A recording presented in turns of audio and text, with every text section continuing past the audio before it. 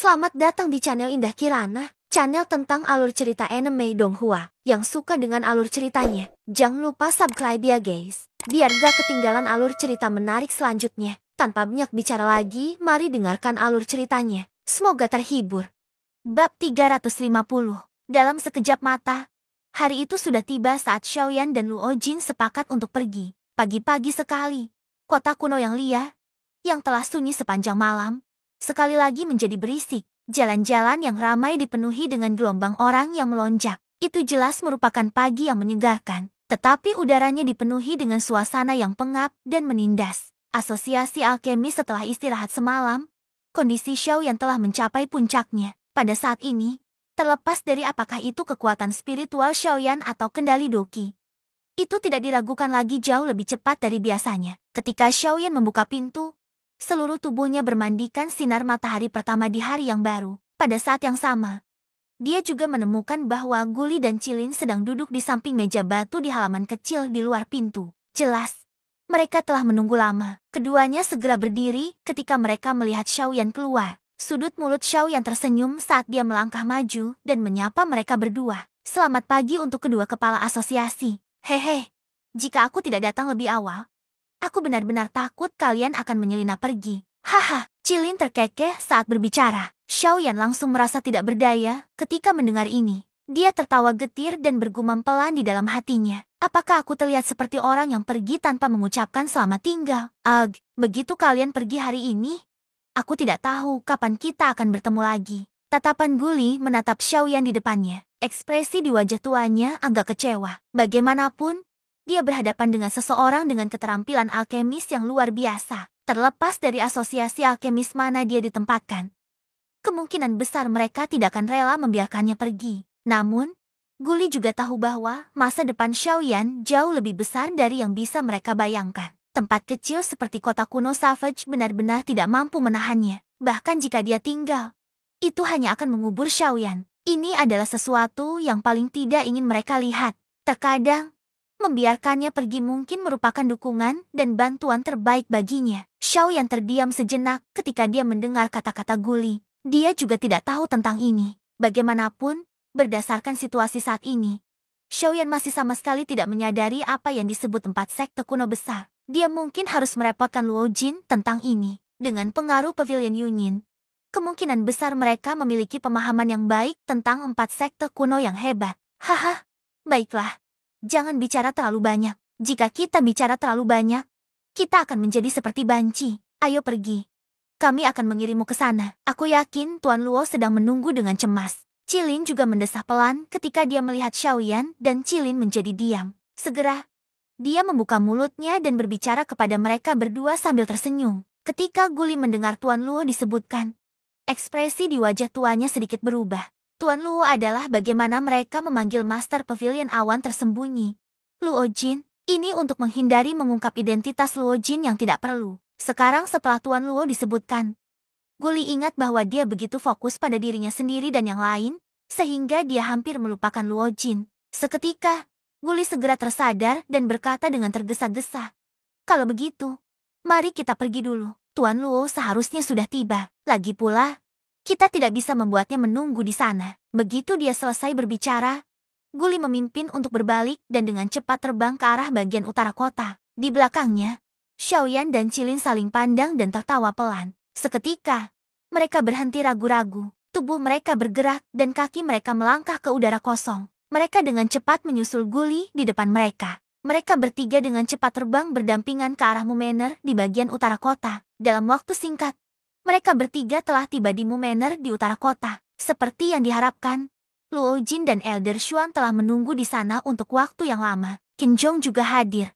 Adapun Qin Zhong, dia telah pulih setelah 3 hari, tetapi dia masih tidak bisa bergerak bebas. Setelah mengetahui bahwa Xiaoyan hendak pergi, meskipun ia ingin mengantar Xiaoyan pergi, ia akhirnya dihentikan oleh Xiaoyan. Sekarang, ia masih berada di persekutuan alkemis. Pada saat ini, di mata mereka bertiga, selain Guli dan Cilin, ada juga sosok kuat yang berdiri di sisi kiri Luo Jin. Ia menatap Xiaoyan sambil tersenyum. Orang ini adalah Qing Feng dari suku spiritual Ginseng. Xiaoyan tersenyum. Hari ini, semua kekuatan utama di kota kuno Wildlands berkumpul bersama. Ketika mereka semakin dekat, sekelompok orang saling memandang dan tersenyum. Kemudian, tanpa ragu-ragu, sekelompok orang itu bergerak dan dengan cepat terbang menuju alun-alun di luar Mumena. Ada aturan tak tertulis di kota kuno Wildlands. Mereka yang kekuatannya di bawah setengah kaisar tidak diizinkan terbang di langit di atas kota kuno yang liar. Pada saat ini, sekelompok orang yang bergegas dengan cara yang mengancam segera menarik banyak perhatian dari kota di bawah. Di kota di bawah, semua orang menatap Xiaoyan dan kelompok di langit dengan heran. Terutama ketika seseorang mengenali Xiaoyan. Ekspresi di mata semua orang tiba-tiba menjadi tercengang. Kelompok yang terdiri dari 7 orang itu semuanya adalah Half Kaisar. Pada saat ini, arah yang mereka tuju adalah Mumener di utara kota. Itu Yan Xiao. Mungkinkah dia akan mencari masalah dengan Muhan lagi? Berbagai tebakan segera muncul di hati setiap orang ketika mereka melihat pemandangan yang menakutkan ini di langit. Hampir semua orang mengira bahwa Xiaoyan telah melepaskan formasi ini untuk menghadapi Muhan. Setelah pemandangan di langit terlihat oleh semua orang di kota, kota kuno yang liar tiba-tiba menjadi ramai dalam waktu singkat. Dalam waktu kurang dari 3 hari, berita bahwa Yan Xiao telah mengumpulkan sekelompok setengah kaisar dan bersiap untuk mengepung dan memusnahkan Muhan segera menyebar ke seluruh kota kuno yang liar seolah-olah telah menumbuhkan sayap. Seketika, banyak orang menjadi gempar. Ini benar-benar satu gelombang demi gelombang. Dalam waktu kurang dari 3 hari, Yan Xiao benar-benar telah mengumpulkan sekelompok setengah kaisar sekali lagi dan memamerkan kemampuannya saat dia mengarahkan pedangnya ke Muhan di utara kota. Setelah hari ini, tidak akan ada lagi orang bernama Muhan di kota kuno yang liar. Total ada 7 setengah kaisar dalam kelompok ini. Selain itu, di bawah penyelidikan beberapa setengah kaisar di kota, selain Xiaoyan dan Qin Zhong, sudah ada 5 setengah kaisar bintang 8 dalam kelompok 7 ini. Adapun pemuda yang kuat di antara mereka, kekuatannya bahkan lebih tak terduga. Hal ini menyebabkan para setengah kaisar di kota itu sangat terkejut. Untuk dapat membuat mereka tidak dapat menentukan kekuatan pasti seseorang. Kekuatan orang itu setidaknya setara dengan setengah kaisar bintang 9. Dengan kata lain, pemuda yang kuat ini sebenarnya bahkan lebih menakutkan daripada Xiaoyan. Dia adalah setengah kaisar bintang 9. Dengan cara ini, selain 2 setengah kaisar di tubuh Xiaoyan, sebenarnya ada 4 setengah kaisar bintang 8 dan 3 setengah kaisar bintang 9 di kelompok 7 Xiaoyan di langit. Selain itu, ada seseorang dengan kekuatan yang menantang surga seperti Xiaoyan. Adegan ini sangat menakutkan. Formasi seperti itu cukup untuk menyapu bersih kekuatan apapun di kota kuno yang liar. Namun, meski begitu, target mereka hari ini adalah Muhan di utara kota. CK. Tampaknya Muhan tidak akan bisa lolos dari kematian hari ini. Siapa yang mengira bahwa Yan Xiao ini benar-benar memiliki kemampuan hebat untuk mengundang begitu banyak setengah kaisar. CK. Untung saja kita tidak bentrok dengannya waktu itu. Seketika, para kaisar setengah dari berbagai kekuatan di kota itu berseru dalam hati mereka. Kekuatan yang ditunjukkan Xiaoyan sudah bukan sesuatu yang dapat mereka bandingkan. Saat ini, satu-satunya hal yang dapat mereka pikirkan adalah berinteraksi lebih banyak dengan Xiaoyan setelah ini dan berusaha sebaik mungkin untuk berteman dengan Xiaoyan. Bagaimanapun, apapun yang terjadi, lebih baik memiliki satu teman lebih banyak daripada satu musuh lebih banyak. Bab ke-351. Dalam sekejap mata, kelompok Xiaoyan telah tiba di luar Mujuang di bagian utara kota, sementara semua orang di kota kuno masih terkejut karena kelompok Xiaoyan. Alun-alun, yang awalnya dipenuhi orang, tampak kosong saat ini. Di pinggiran alun-alun, pemandangan dari 3 hari lalu terulang sekali lagi. Banyak orang berkerumun di sekitar tempat ini. Banyak tatapan menatap kelompok Xiaoyan yang telah mendarat di tengah alun-alun. Seolah-olah mereka sedang menunggu pertunjukan yang bagus untuk dimulai. Kelompok Xiaoyan perlahan mendarat di tengah alun-alun. Tatapan mereka menyapu kerumunan di sekitar alun-alun dan tanpa sadar mengerutkan kening. Alis Luo Jin berkedut sedikit seolah-olah dia telah memikirkan sesuatu. Dia mengalihkan pandangannya dan menatap Xiaoyan. Nada suaranya dipenuhi dengan ejekan saat dia tertawa. Haha, saudara Yan Xiao. Sepertinya kepergianmu benar-benar masalah besar bagi orang-orang di gurun. Begitu banyak orang telah berkumpul di sini untuk dengan hormat mengantarmu pergi. Aku khawatir hanya Luo tua saja yang memiliki wajah seperti itu di kota kuno ini. Hahaha. Beberapa orang di sampingnya juga tertawa setuju setelah kata-kata ini diucapkan. Meskipun mereka tahu alasannya di dalam hati mereka, tidak ada yang mau mengatakan apapun. Xiao yang tersenyum tak berdaya dan menggelengkan kepalanya ketika mendengar ini. Dia bisa membayangkan bahwa dia akan berulang kali dibicarakan lebih dari 1000 kali hanya dengan berjalan kaki dalam jarak yang begitu dekat. Jika dia terus tinggal, dia benar-benar tidak tahu apakah dia akan bisa keluar dan bertemu seseorang. Mengapa kamu memiliki ekspresi yang menyedihkan setelah diusir oleh begitu banyak orang? Kamu harus tahu bahwa aku belum menerima perlakuan seperti itu, bahkan jika aku menginginkannya. Luo Jin sekali lagi mengejek Xiaoyan ketika dia melihatnya menggelengkan kepala dan mendesah. Hal ini menyebabkan orang-orang di sekitarnya tertawa tanpa henti. Pada saat yang sama, hal itu juga membuat Xiaoyan memutar matanya. Karena kau menginginkan perlakuan seperti ini, bukankah mudah? Kau hanya perlu mengumumkan identitasmu di depan semua orang. Kurasa bahkan si tua bangka Muhan pun harus menghormatimu. Luo Jing mengerutkan bibirnya saat mendengar ini dan tetap diam. Guli dan Cilin menatap Luo Jin diam-diam. Mata mereka yang keruh berkedip dengan cahaya terang. Di sisi lain, Qin Zhong menatap orang-orang di depannya dengan cemberut. Hatinya penuh kecurigaan. Di antara ketujuh orang itu, dialah satu-satunya yang tidak mengetahui identitas Luo Jin. Sementara mereka mengobrol, pintu utama Mujuang sekali lagi terbuka. Seketika, seorang lelaki tua yang berjalan pincang perlahan keluar. Tatapannya serius saat ia mengamati kelompok 7 orang Xiaoyan di tengah lapangan terbuka. Orang ini adalah Muhan. Dengan kemunculan Muhan, suasana langsung menjadi tegang. Seolah-olah pertempuran besar akan segera terjadi. Seolah-olah badai akan segera datang. Setelah kemunculan Muhan, kerumunan di luar alun-alun tanpa sadar mulai berbisik satu sama lain. Mata mereka mengandung sedikit rasa kasihan saat mereka melihat Muhan. Bagaimanapun, tidak peduli apa, dia pernah menjadi salah satu dari 2 penguasa gurun. Kejayaannya di masa lalu adalah sesuatu yang hanya bisa ditandingi oleh sedikit orang di aliansi. Fakta bahwa dia mampu mencapai level seperti itu dalam hal formasi dan kultivasi sudah cukup untuk membuktikan prestasinya. Namun, sangat disayangkan bahwa semua prestasinya yang gemilang menjadi tidak berharga di hadapan junior muda ini. Ketenaran dan kekayaannya seumur hidup seperti anjing jerami di bawah kejayaan Yan Xiao. Setelah pertempuran 3 hari lalu, wajah Muhan masih tampak pucat. Matanya yang awalnya dalam kini menjadi putih keabu-abuan dan aura di sekitar tubuhnya tidak lagi sama seperti sebelumnya. Tangan kanan Muhan memegang tongkat jalan. Tidak ada yang mendukungnya dan dia tidak mau didukung oleh siapapun. Karena itu, dia telah membunuh banyak orang di istana. Meskipun Mujuang saat ini masih tampak mulia di permukaan, pada kenyataannya, orang-orang di dalamnya semuanya telah meninggal atau melarikan diri. Muhan mengenakan pakaian biasa dan kemuliaan aslinya tidak ada lagi. Jika seseorang melihat lebih dekat, bahu kirinya, di mana lengan kirinya dulu berada, sekarang kosong. Melihat pemandangan ini, kerumunan di luar alun-alun tanpa sadar berseru. Muhan di depan mereka sebenarnya telah menjadi orang tua berlengan satu. Meski begitu, tidak ada yang berani meremehkannya. Unta kurus masih lebih besar dari seekor kuda. Selain itu, Muhan belum mencapai level itu. Meskipun auranya lemah, semua orang tahu bahwa jika bukan karena kelompok Xiaoyan, semua orang yang hadir tidak akan sebanding dengannya bahkan jika mereka semua menyerang bersama. Kedua mata Muhan terfokus pada kelompok Xiaoyan di tengah alun-alun.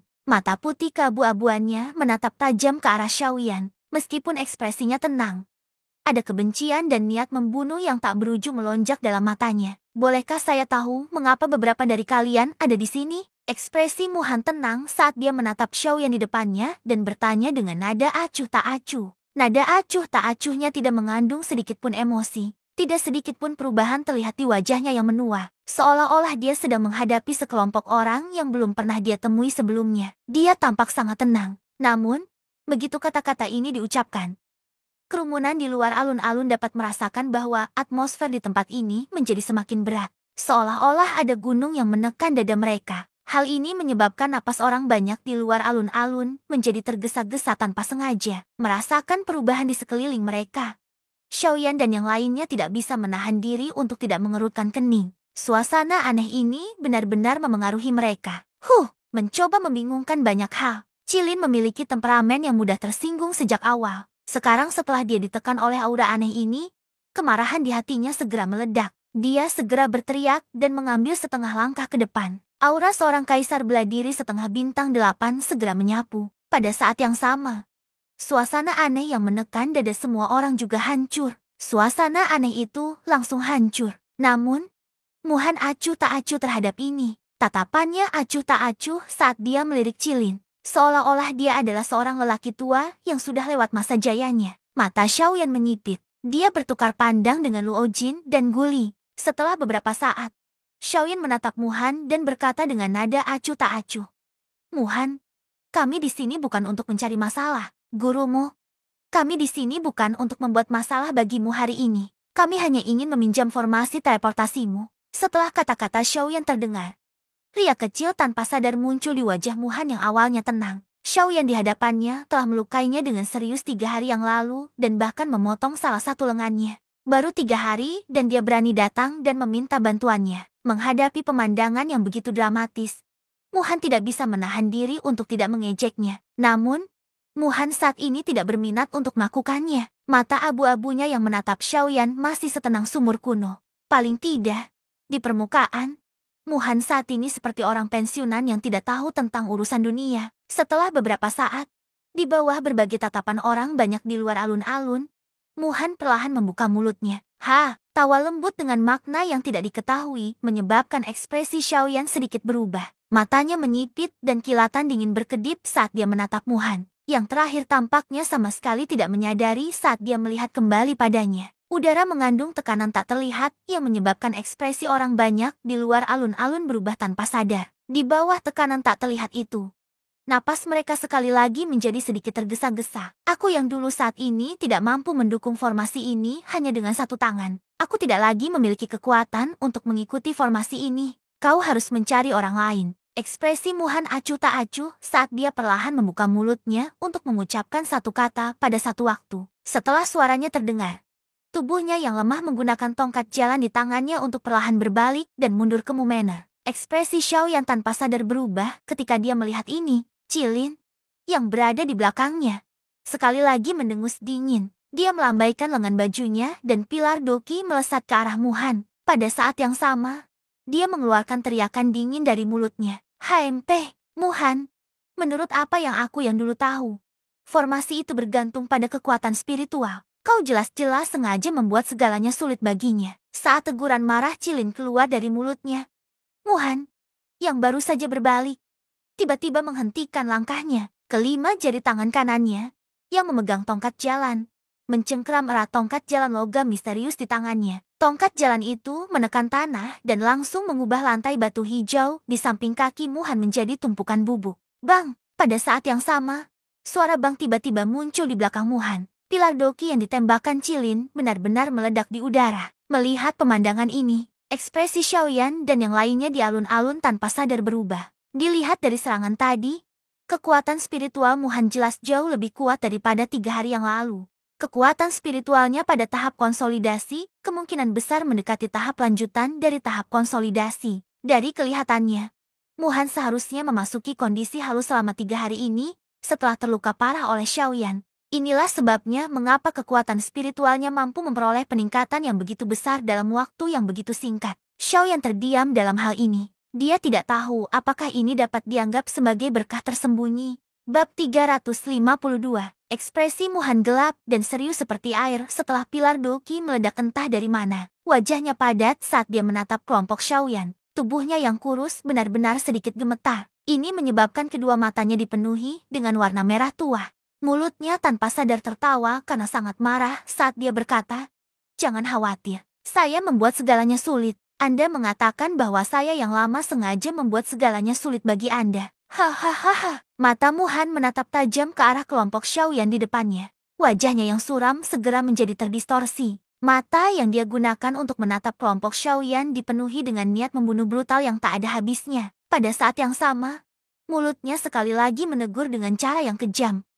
"Apa? Kau mematahkan lenganku yang tua 3 hari yang lalu. Apakah kau berharap aku yang tua akan menyambutmu dengan wajah tersenyum 3 hari kemudian? Kau mengatakan bahwa aku yang tua membuat segalanya sulit bagimu. Dalam hal itu, apa lenganku yang patah dihitung sebagai?" Muhan meraung liar dan marah. Suaranya juga menjadi semakin keras dari keadaan awalnya yang rendah dan dalam hingga menjadi serak. Namun, dia terus meraung dengan cara yang kejam. Jika mungkin, dia berharap bisa menggunakan raungan marah ini untuk membunuh 7 orang di depannya. Pada saat ini, dia tanpa sadar akan merasakan niat membunuh di dalam hatinya terhadap siapapun yang berhubungan dengan Xiaoyan. Meskipun dia belum pernah bertemu Xiaoyan, niat membunuh di hati Muhan hanya meningkat. Ekspresi Xiaoyan acuh tak acuh dalam menghadapi raungan gila Muhan. Alasan mengapa Muhan kehilangan lengannya adalah karena ia sendiri yang menanggungnya. Seekor naga memiliki sisik terbalik. Mereka yang menyentuhnya akan marah. Sisik terbalik Xiaoyan adalah mereka yang setia kepadanya. Xiaoyan tidak akan ragu untuk membunuh siapapun yang berani menyentuh salah satu dari mereka. Dari cara ia melihatnya, Muhan tidak mati sudah menjadi pengakuan terakhirnya. Jika Luo Jin tidak campur tangan, ia tidak akan bisa hidup sampai hari ini. Haha, gurumu. Saya pikir Anda harus bersuka cita. Kehilangan lengan setidaknya lebih baik daripada kehilangan nyawa Anda. Tiba-tiba, tawa lembut terdengar. Luo Jin perlahan terbang maju dari belakang Xiaoyan dan berdiri di depan Xiaoyan. Matanya acuh tak acuh saat ia menatap Muhan sambil tersenyum dan tertawa. Mata tua Muhan langsung menyipit saat ia melihat Luo Jin. Setelah mengamati dengan saksama yang pertama, Muhan membuka mulutnya dan berkata dengan suara yang dalam, "Kau bocah nakal dari 3 hari yang lalu." Luo Jin tertawa dengan sikap acuh tak acuh ketika mendengar ini dan berkata, jika bukan karena aku, kau tidak akan kehilangan lengan. Kau juga akan kehilangan kehidupan lamamu." Muhan mengerutkan kening. Tetapi jika bukan karena pemuda di depannya ini, kemungkinan besar Muhan akan dibunuh oleh Xiaoyan 3 hari yang lalu. Jika bukan karena pemuda di depannya ini, Muhan akan dibunuh oleh Xiaoyan 3 hari yang lalu. Ketika dia memikirkan bagaimana Xiaoyan tidak dapat menekan keadaan mengamuknya 3 hari yang lalu, tetapi ditekan dengan paksa oleh pemuda di depannya ini, Muhan tidak berani lagi meremehkan pemuda di depannya ini. Mampu menarik kembali orang seperti Xiaoyan dari keadaan mengamuk bukanlah sesuatu yang bisa dilakukan orang biasa. "Siapa kamu?" Muhan tidak tahu apakah itu karena Luo Jin telah menyelamatkan hidupnya 3 hari yang lalu, atau karena dia takut pada Luo Jin.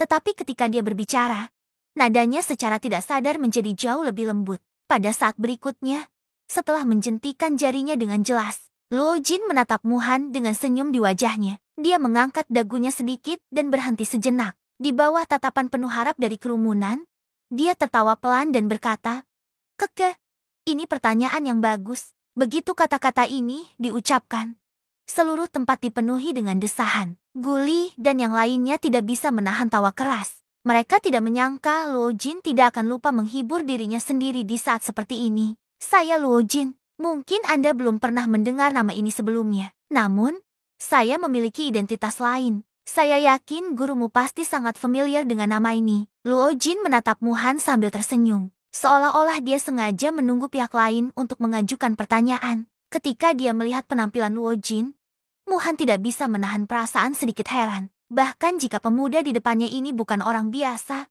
tindakannya agak terlalu sombong. Namun, setelah beberapa lama, di bawah tatapan banyak orang, Muhan menatap Luo Jin dengan sedikit keraguan di hatinya dan bertanya kepadanya, "HMP, katakan padaku, apa identitasmu yang lain?" Ketika dia mendengar ini, Luo Jin menyeringai. Tatapannya sekali lagi menyapu seluruh tempat itu. Sesaat kemudian, di bawah tatapan orang banyak yang agak tidak sabar, dia perlahan membuka mulutnya dan berkata, "Identitasku yang lain adalah Master Pavilion dari Pavilion Yunin." Sebelum dia selesai berbicara, pada saat berikutnya, tanpa menunggu orang banyak di luar arena pulih, Luo Jin meletakkan salah satu tangannya di belakang punggungnya dan melambaikan tangan kanannya. Pada saat yang sama, suara tulang giok yang bertabrakan terdengar jelas. Kipas giok putih muncul di tangan Luo Jin. Ketika kipas giok muncul, Master Pavilion pun muncul. Keheningan. Begitu kata-kata ini diucapkan, tubuh semua orang yang hadir, kecuali Xiaoyan dan beberapa orang lain yang menyadari identitas Luo Jin, tiba-tiba menegang. Mata mereka dipenuhi dengan ketidakpercayaan saat mereka menatap tajam ke arah Luo Jin yang memegang kipas giok di tangannya. Pavilion Yunin, kipas giok. Bagaimana ini mungkin? Setelah beberapa lama, Muhan tampaknya telah ketakutan oleh sesuatu saat dia berseru dengan suara yang kejam. Sepasang mata redup menatap tajam ke arah Luo Jin. Hatinya dipenuhi dengan ketidakpercayaan. Sudut mulut Luo Jin melengkung menjadi senyum dingin. Dia menatap Muhan dengan mengejek dan mencibir.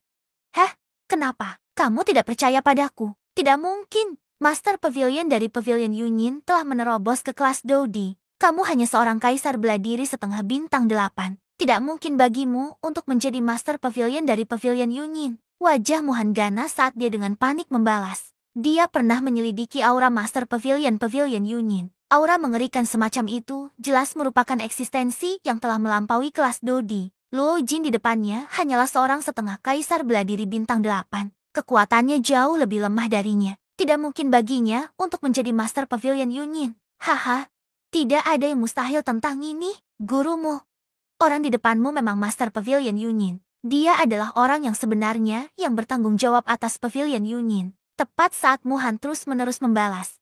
Ketua Xuan berjalan maju dari belakang Xiaoyan dan yang lainnya. Tatapannya terfokus pada Muhan saat dia berbicara dengan senyum tipis.